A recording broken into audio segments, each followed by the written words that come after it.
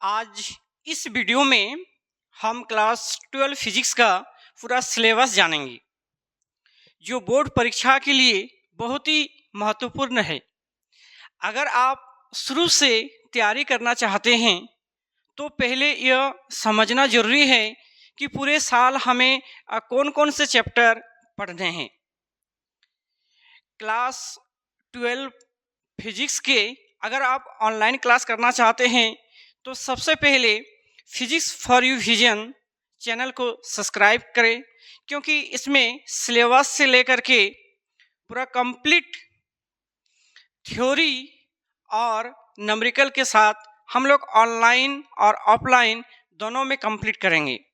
तो अगर आप बहुत दूर में हैं या आपको थोड़ा दिक्कत होता है रहने में, आपके साथ प्रॉब्लम है कि आप घर में ही आपको रह करके पढ़ाई करना है, तो फिजिक्स फॉर यू चैनल के माध्यम से निःशुल्क आपको 1 रुपया भी देना नहीं है, सिर्फ एक सब्सक्राइब करना है और पूरे सिलेबस को कॉन्सेप्ट, न्यूमेरिकल्स, एमसीक्यू क्वेश्चन आप सीख सकते हैं, जान सकते हैं।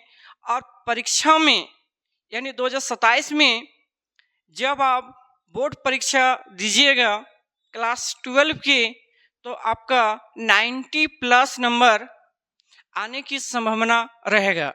इसलिए इस वीडियो के माध्यम से हम सभी विद्यार्थियों को कहना यही चाहेंगे कि जो दुमका में है वो ऑफलाइन मेरे पास पढ़ सकते हैं, और जो दूर में है, गांव घर में रहते हैं, उनके लिए इस चैनल को सब्सक्राइब कर लीजिए, ताकि आप शुरू से लेकर के अंत तक यानी टोटल सिलेबस में जितना भी चैप्टर है, जितना भी टॉपिक है, एक एक करके हमने वीडियो लाएंगे।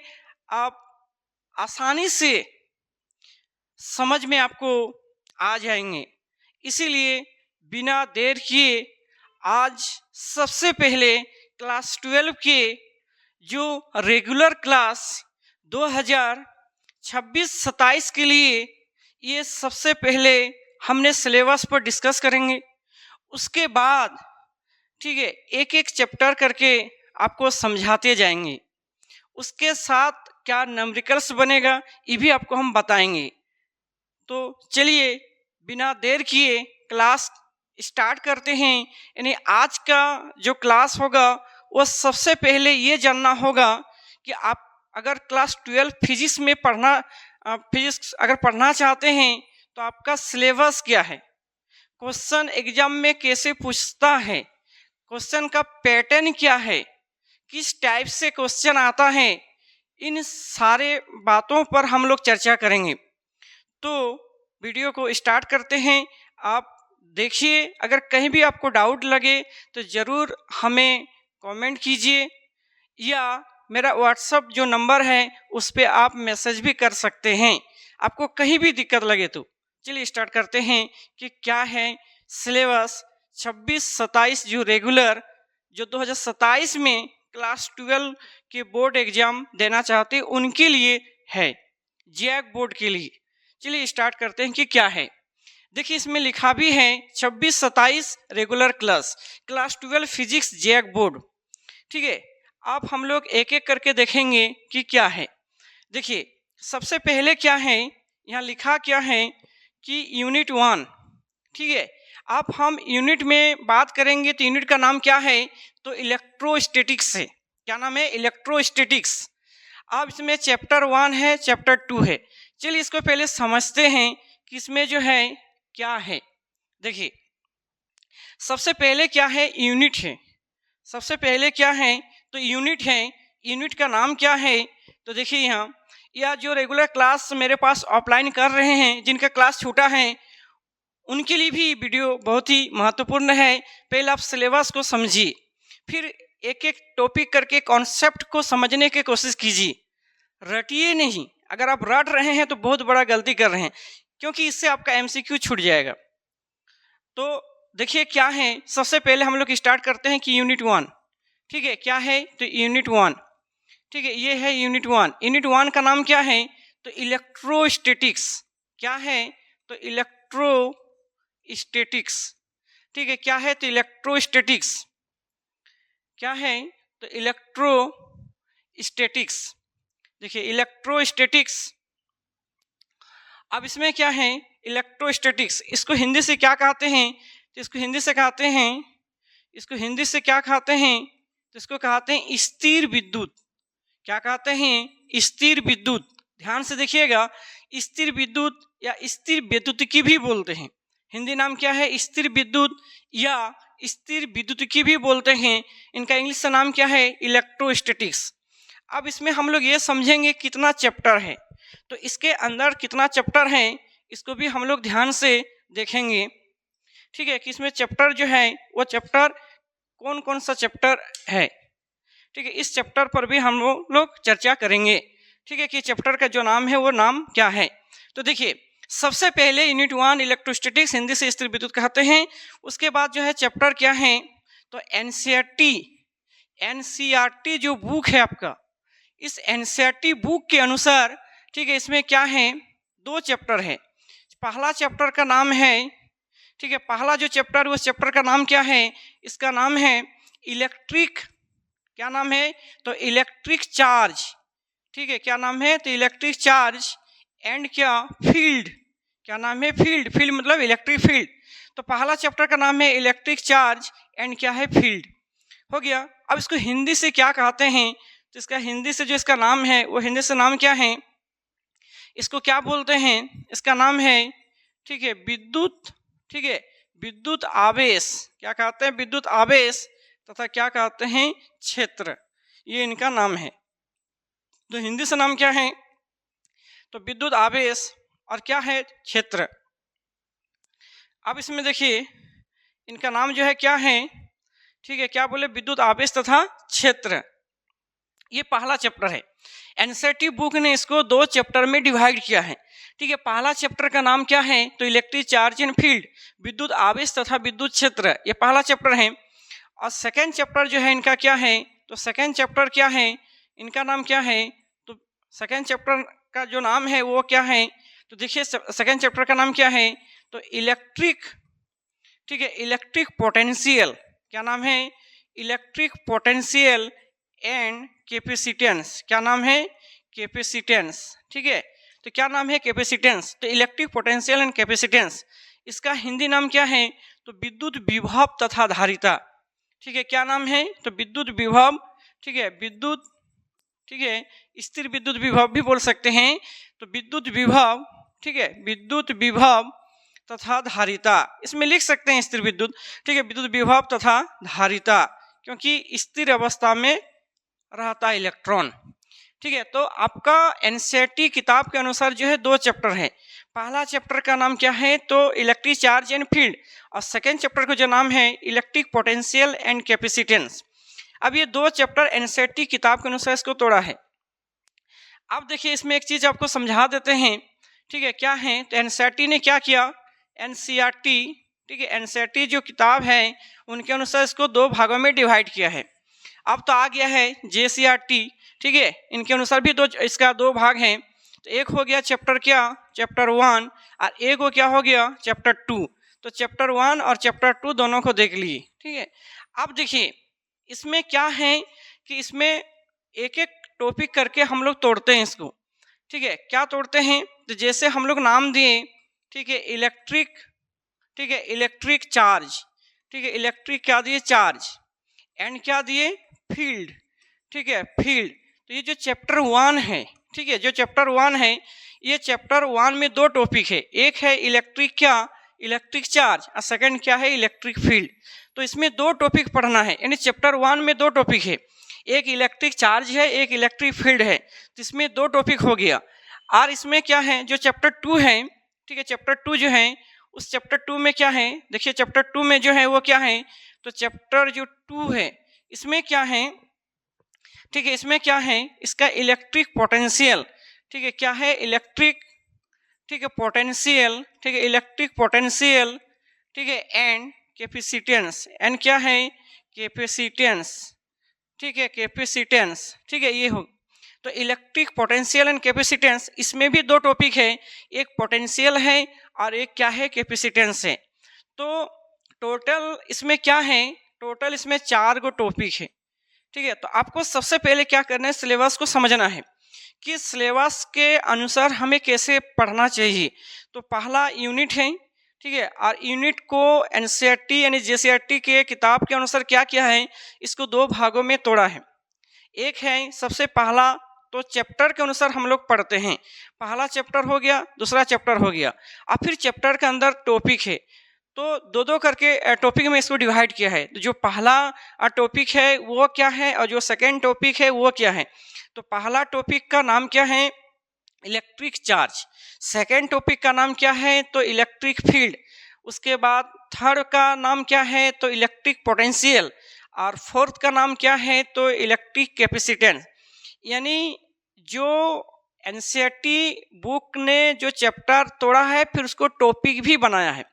यानी कहने का मतलब क्या है कि पहला जो चैप्टर है उसका और जो सेकेंड चैप्टर है दोनों मिलाकर के यूनिट 1 बनाया है।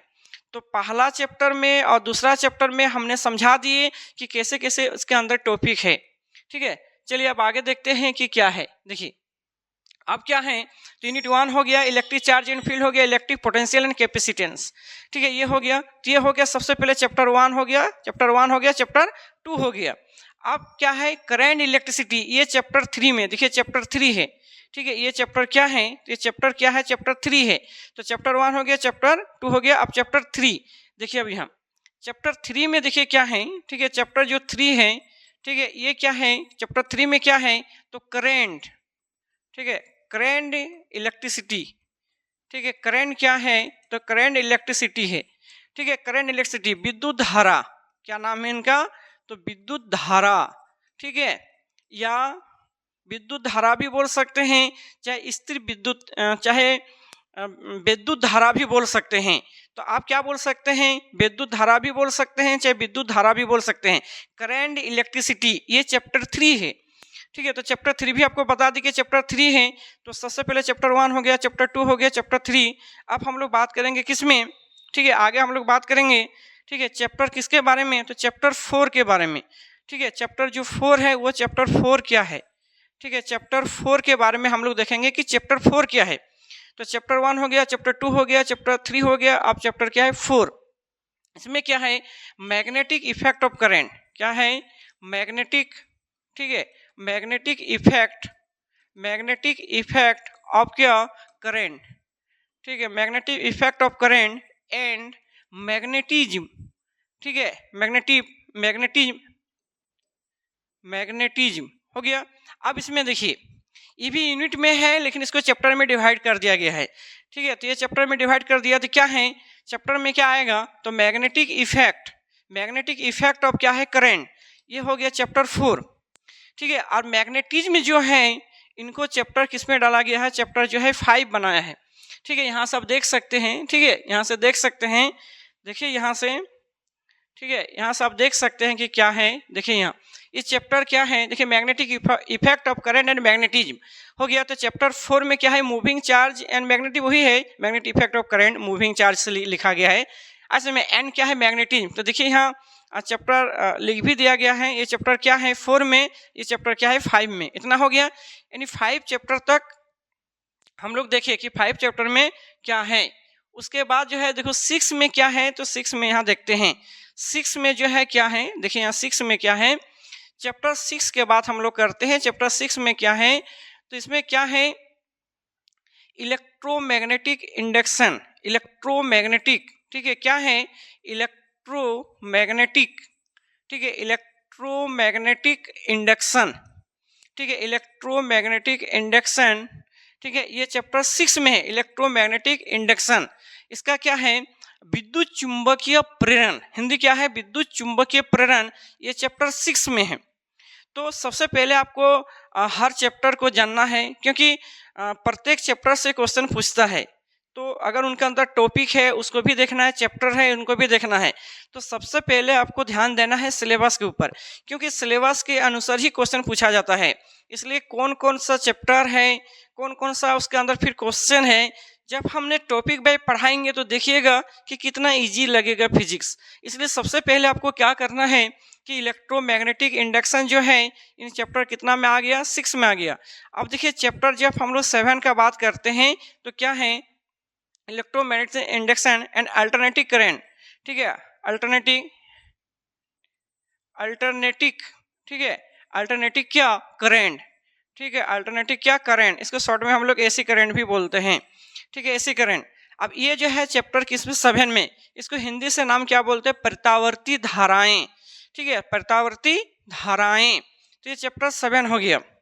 उसके बाद फिर चैप्टर का जो नाम है वो क्या है, उसके बाद क्या है चैप्टर, अगर हम 8 का बात करें, ठीक है, चैप्टर 8 जो है वो क्या है, तो चैप्टर 8 जो है वो क्या है, चैप्टर 8 इलेक्ट्रोमैग्नेटिक इंडक्शन, क्या है, इलेक्ट्रो, ठीक है, magnetic, electromagnetic waves, electromagnetic wave, ठीक है, विद्युत चुंबकीय तरंगे, हिंदी से क्या बोलते हैं, विद्युत चुंबकीय तरंगे। ये चैप्टर किस में आता है, तो 8 में। तो विद्युत चुंबकीय तरंगे हो गया। फिर जब आगे हम लोग इसको देखेंगे, फिर आगे क्या है देखिए, ठीक है, चैप्टर, ठीक है, चैप्टर जो है 9, ठीक है, चैप्टर 9 में क्या है, तो चैप्टर 9 में है ऑप्टिक्स, ठीक है, क्या है, ऑप्टिक्स। इसको 2 भागों में डिवाइड किया है अलग अलग, एगो रे ऑप्टिक्स है, ठीक है, एगो रे ऑप्टिक्स है, क्या है, एक रे ऑप्टिक्स है, और एगो क्या है, वेव ऑप्टिक्स है, एगो क्या है, तो वेव ऑप्टिक्स है।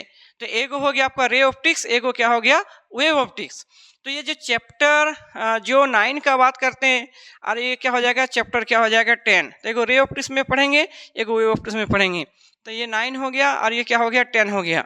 उसके बाद जो है क्या है, उसके बाद आगे देखिए क्या है सिलेबस में, आगे जो है, ठीक है, चैप्टर क्या है 11, ठीक है, इसमें क्या है, इसमें क्या है, एक चीज़ और आपको बता देना चाहते हैं, ठीक है, इसमें क्या है कि चैप्टर जो 10 तक आपने देखे, ये चैप्टर 1 से लेकर के चैप्टर 10 तक जो है ये सारा जो है क्लासिकल फिजिक्स के अंतर्गत आते हैं, यानी क्लासिकल फिजिक्स है।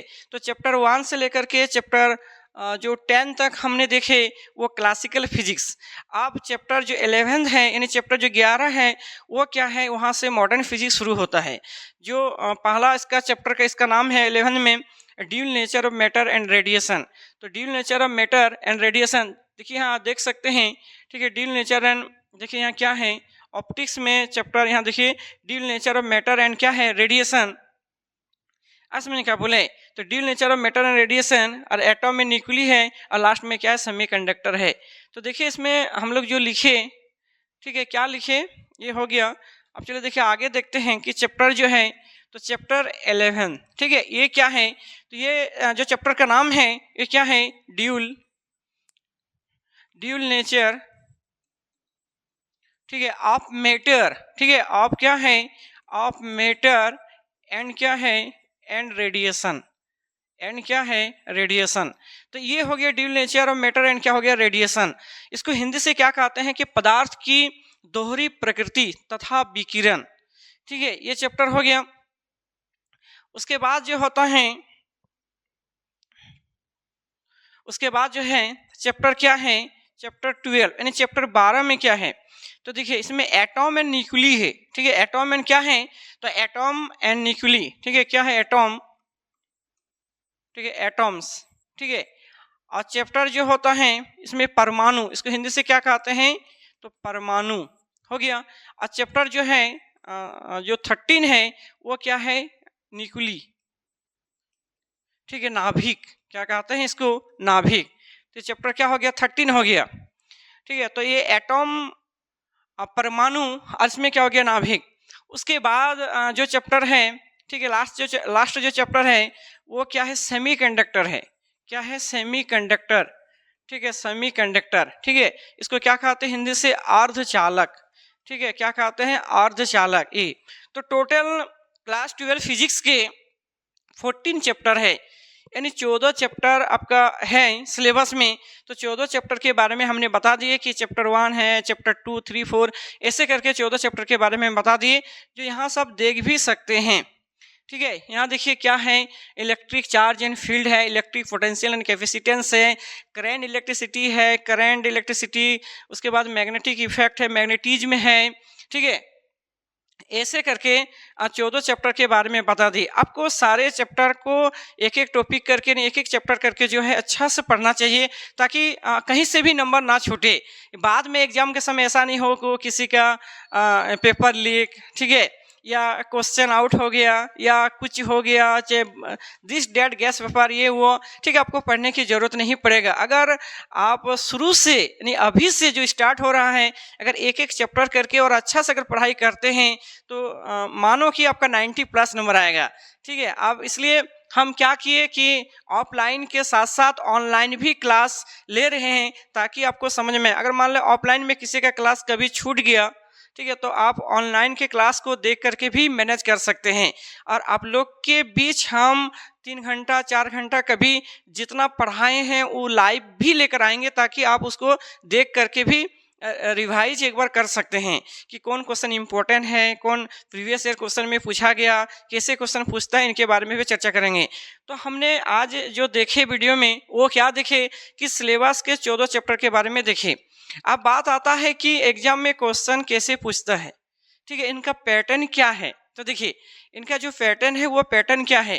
तो सबसे पहले क्या रहता है कि एमसीक्यू क्वेश्चन रहेगा, एमसीक्यू क्वेश्चन रहेगा। देखिए एमसीक्यू क्वेश्चन जो रहेगा वो कितना रहेगा, 25 यानी 25 टू एमसीक्यू क्वेश्चन रहेगा आपका। ठीक है, ये गलत नहीं होना चाहिए। अगर आप 25 में 25 अगर आप नंबर लाना चाहते हैं, 25 में 25 एमसीक्यू का बात कर रहे हैं, तो आप हर टॉपिक में हर चैप्टर को, ठीक है, ध्यान से आप पढ़िए। बाद में आपको किसी चीज का जरूरत नहीं पड़ेगा, क्योंकि जब भी क्वेश्चन पूछता है तो कॉन्सेप्ट के साथ न्यूमेरिकल का जो बेसिक चीज है वो पूछ देता है। इसलिए अगर मान लीजिए आप पढ़ाई तो करते हैं और कोनो कारण से मान लो कोनो क्वेश्चन छोड़ देते हैं कि इठू नहीं आएगा, इंपॉर्टेंट नहीं है, लेकिन हो सके कि वहां से एमसीक्यू क्वेश्चन पूछ दे, इसलिए आपको पढ़ना है। अगर आप 25 में 25 अगर एमसीक्यू लेना चाहते हैं तो ये हो गया। उसके बाद क्या होता है, ठीक है, ऑब्जेक्टिव क्वेश्चन जो 1 नंबर का रहेगा, ये एमसीक्यू में आ गया, ये ऑब्जेक्टिव में ये 7 गो रहेगा। ठीक है, तो 7 नंबर हो गया। उसके बाद फिर 3 नंबर का क्वेश्चन जो है ये कितना रहेगा, ये रहेगा 8 गो। ठीक है, तो कितना हो गया 24। और 5 नंबर का क्वेश्चन कितना रह जाएगा, 4 गो, तो कितना हो जाएगा 20। अब हम लोग जोड़ करके देखते हैं कितना नंबर आता है। एक हो गया 25, एक हो गया 7, एक हो गया 24 और एक हो गया 20। अब इसमें देखिए कितना आ रहा है कि इसमें आ गया कितना, देखिए 12 और 4। ठीक है, तो 12 4 कितना हो गया, इसमें 7 24 6, इसमें 6 गो रहेगा 18। ठीक है, तो 18 इसमें 18 जोड़िए, कितना हो गया 7 14 15 20 2। ठीक है, 2 3 5 6 7, देखिए 70। ठीक है, तो टोटल आपका कितना आ गया 70 आ गया। तो थ्योरी में जो आएगा वो कितना कहेगा 70, और इसमें 70 नंबर आ गया। ठीक है, और प्रैक्टिकल में कितना रहेगा, तो 30 नंबर रहेगा। प्रैक्टिकल में कितना रहेगा, 30 नंबर रहेगा। टोटल 100 नंबर का एग्जाम होता है, यानी थ्योरी में जो है वो 70 होता है और जो प्रैक्टिकल रहेगा वो 30 रहेगा, यानी 100 हो जाएगा।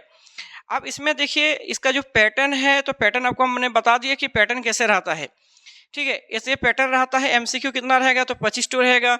1 नंबर कितना रहेगा, तो 7 गो रहेगा। 3 नंबर का क्वेश्चन कितना रहता है, तो 6 गो रहता है, यानी 18 हो गया। और 5 नंबर का क्वेश्चन जो है 4 गो रहेगा, यानी 20 रहेगा, टोटल 70 हो गया। अब देखिए पास होने के लिए कितना है, तो पासिंग मार्क जो होता है, पास नंबर के लिए कितना चाहिए, तो पास के लिए जो होता है टोटल, ठीक है, पास नंबर के लिए जो होता है 70 जो है, तो 70 में कितना लाने से पास होगा, 23। ठीक है, अब प्रैक्टिकल में कितना लाना होगा, ठीक है, तो प्रैक्टिकल में आपको लाना पड़ेगा 10। ठीक है, देखिए 3 और 3 देखिए 33, इसमें पास। तो पासिंग जो मार्क है वो कितना है, वो 23 नंबर है, और प्रैक्टिकल में कितना है 10 है, यानी 33 नंबर में पास हो जाइएगा। अब इसमें देखिए कि आपको सिर्फ पास नहीं होना, क्योंकि 1 साल अगर पढ़िएगा तो सिर्फ पास होने के लिए नहीं, सबसे पहले तो आपको सीखना है, उसके बाद आपको नंबर भी लाना है। तो इसलिए क्या करना पड़ेगा कि टॉपिक बाय टॉपिक एक एक चैप्टर करके आपको अच्छा से पढ़ना है। अब इसमें क्या है, देखिए उसके बाद जो है इनके बारे में थोड़ा सा और बता देते हैं कि जैसे कोई भी एमसीक्यू क्वेश्चन कहाँ से आता है, तो आप जो थ्योरी पढ़ रहे हैं ना उसी से क्वेश्चन बना करके दे देता है। तो सबसे पहले थ्योरी को समझना है और उस थ्योरी का जो भी फार्मूला है उस फार्मूला के अकॉर्डिंग जो होता है न्यूमेरिकल कैसे बनता है उसको प्रैक्टिस करना है। इसलिए हमने एक एक टॉपिक करके एक एक चैप्टर करके न्यूमेरिकल सेट भी हमने सॉल्व करेंगे। इसलिए आप वीडियो को जरूर देखिए, ठीक है, आपको बहुत ज़्यादा फायदे होंगे 2027 के लिए। इसलिए अभी से स्टार्ट करते हैं। तो चलिए, आज आप लोग सबको समझ में आया होगा कि सिलेबस क्या है जैक बोर्ड के लिए, और आपको हम पैटर्न भी बता दिए। हो सकता है कि पैटर्न बाद में चेंज करे, वो तो हम अभी नहीं बता सकते, लेकिन जो पैटर्न अभी है इस बार जो एग्जाम हुआ 26 में 26 में उनके उन सब पैटर्न हमने ये बताए। अगर जैक बोर्ड अगर चाहे तो उसको पैटर्न को चेंज भी कर सकते हैं, तो पैटर्न चेंज होने से कोई फर्क नहीं पड़ेगा।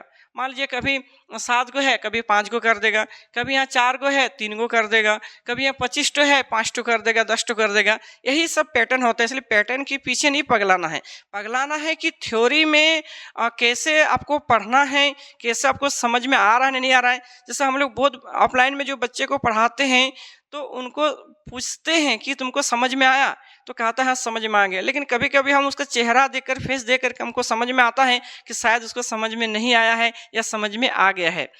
हो सकता है कि किसी को ज़्यादा पूछते हैं तो उसको खराब लगता है, लेकिन इसमें खराब लगने की कोई बात नहीं है, क्योंकि हमको फेस से भी कभी कभी पता चल जाता है कि शायद उसको समझ में नहीं आया, दूसरे बच्चे क्या बोलेंगे, इसलिए वो ज़बरदस्ती हाँ कर देता है। तो आपको किसी का बात सुनकर हाँ नहीं करना। अगर आपको समझ में नहीं आ रहा है तो आप पूछ सकते हैं उठ करके, क्योंकि आप आए हैं किस लिए, सीखने के लिए, पूछने के लिए, तो आप पूछ सकते हैं। लेकिन कभी कभी ऐसा हम देखें कि उसको समझ में नहीं आया, लेकिन बगल में कोई बैठा है, जानता है कि क्या बोल देगा, तो वो भी डर के मारे क्या का हाँ में हाँ लगा देता है या हाँ में हाँ मिला देता है। आपको ऐसा नहीं करना है, क्योंकि आपको खुद वहाँ लिखना है। इसलिए सबसे पहले आपको बेसिक को क्लियर करना है, और अगर आपको दिक्कत है तो पूछ सकते हैं।